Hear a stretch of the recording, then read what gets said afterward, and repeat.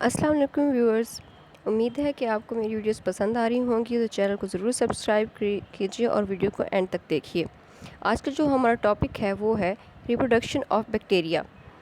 इसमें हमने डिस्कस करना है सेक्सुअल रिप्रोडक्शन और एसेक्सुअल रिप्रोडक्शन को। आज हम डिस्कस करेंगे एसेक्सुअल रिप्रोडक्शन। एसेक्सुअल रिप्रोडक्शन में हम डिस्कस करेंगे बाइनरी फिशन। बैक्टीरिया में जो है एसेक्सुअल रिप्रोडक्शन वो बाइनरी फिशन के थ्रू होती है। बाइनरी फिशन अकर ड्यूरिंग फेवरेबल कंडीशन, जब कंडीशन फेवरेबल होंगी तब ही बाइनरी फिशन जो है वो अकर होगी। बैक्टीरियल सेल डबल, बैक्टीरिया के जो सेल है वो डबल होगा, ऑब्जर्व करेगा अपने अंदर न्यूट्रिएंट्स को, सिंथेसाइज करेगा डीएनए को, उसके बाद develop enzyme, cell wall, material and cell membrane.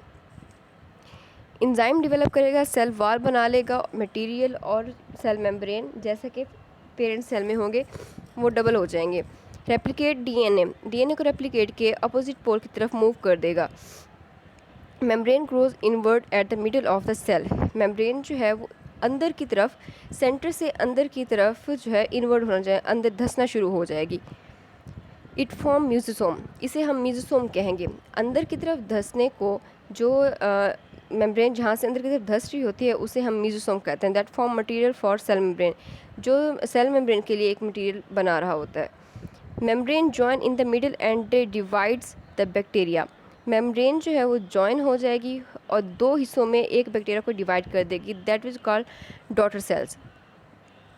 आप यहाँ पे देख सकते हैं कि एक सेल में पहले डीएनए सेपरेट हो रहा है और मटेरियल जो है वो कर रहा है डीएनए एलोंगेट, न्यूक्लियर जो है एलोंगेट कर रहा है, न्यूक्लियर डिवाइड हो रहा है, फिर इन्विजिनेट कर रही है। दूसरी शेप में आपको इन्विजिनेशन नज़र आ रही होगी सेल मेम्ब्रेन की, फिर सेल डिवाइड होकर डॉटर सेल में बन रहा है।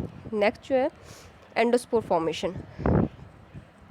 Bacteria adopt themself in environment single spore, ये सिंगल स्पोर होता है और बैक्टीरिया जो अपने आप को अडॉप्ट कर लेता है इन्वायरमेंटल कंडीशन के मुताबिक। It generally form in gram positive bacteria, endospore formation जो जनरली होती है वो ग्राम पॉजिटिव बैक्टीरिया में होती है, ग्राम नेगेटिव बैक्टीरिया में इतनी नहीं देखी गई। Endospore have outer coat proteinaceous, protein का बना हुआ जो है इसका आउटर कोट होता है। That provide enzymatic and chemical resistance, जो इसे इंजाइम के खिलाफ और केमिकल्स के खिलाफ रेजिस्टेंस फ्राहम करता है।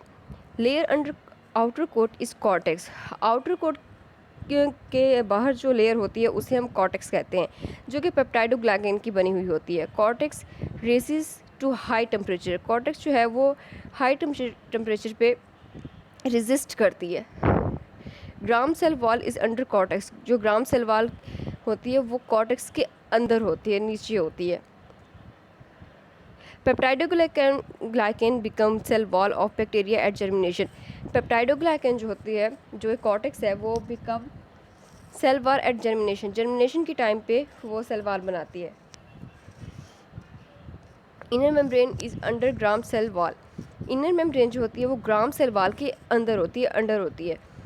इट इज़ परमिएबिलिटी बैरियर, इसमें जो है परमिएबिलिटी के लिए मतलब किसी भी चीज़ का अंदर आना या बाहर जाना के लिए एक बैरियर होता है। Centre of the endospore is core, जो एंडोस्पोर का सेंटर होता है उसे हम कोर कहते हैं। DNA, ribosome and large amount of dipicolinic acid वो इसमें प्रेजेंट होता है।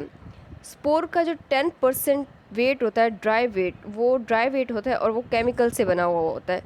आउटर ग्लाइकोप्रोटीन लेयर इज़ एक्सोस्पोरियम, जो मोस्ट आउटर होती है उसे हम लेयर होती है ग्लाइकोप्रोटीन की बनी हुई, उसे हम एक्सोस्पोरियम कहते हैं। There is a spore diagram, coat, outer membrane, cortex, gram cell wall and inner membrane. The centre is core that is dark and rigid structure.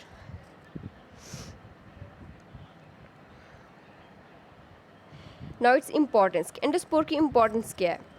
It protect bacterium from temperature, environmental stress, UV rays, chemical damage and enzymatic stress. ये bacterium को जो है temperature के resist करता है, environmental stress से मतलब जो अनफेवरेबल कंडीशन होती है उससे बचा रहा होता है, यूवी रेज के डैमेज से और इंजाइमेटिक डिस्ट्रक्शन से, मतलब कोई अगर इंजाइम पे अटैक कर रहा है तो उसके खिलाफ भी ये रेजिस्ट करती हैं। Not killed by any anti microbial, endospore को किसी भी एंटी माइक्रोबियल मेडिसिन से या पेस्टिसाइड से किल नहीं किया जा सकता। जर्मिनेट इन फेवरेबल कंडीशन, ये सिर्फ तब जर्मिनेट करेगा जब इसे अपने लिए जर्मिनेशन के लिए फेवरेबल कंडीशन मिलेंगी। नेक्स्ट है phases of growth during reproduction. Growth reproduction के दौरान 4 फेजेस होते हैं। फर्स्ट लैग फेज़, जिसमें ग्रोथ नहीं हो रही होती है बल्कि सेल अपने आप को प्रिपेयर कर रहा होता है डिवीजन के लिए। लॉग फेज़, इसमें रैपिड ग्रोथ होती है, डिवाइड एट एक्सपोनेंशियल रेट, मतलब बहुत ज़्यादा तादाद में ये अपने आप को डिवाइड करना शुरू कर देता है। स्ट्रेटरी फेज़, इसमें डेथ रेट और रिप्रोडक्शन रेट दोनों इक्वल होती हैं बैक्टीरिया की। Death and decline, that is the last. Death rate is more than reproduction rate, कि डेथ रेट बैक्टीरिया की बढ़ जाती है रिप्रोडक्शन रेट से। The graph explain the phases. Lag phase, log exponential phase, stationary phase, death and decline phase. Log phase को हम exponential phase के तौर पे हम याद कर सकते हैं कि इसमें एक्सपोनेंशियल रेट पे ही जो है वो रिप्रोडक्शन हो रही होती है या ग्रोथ हो रही होती है। Hope so you like the lecture. Thank you.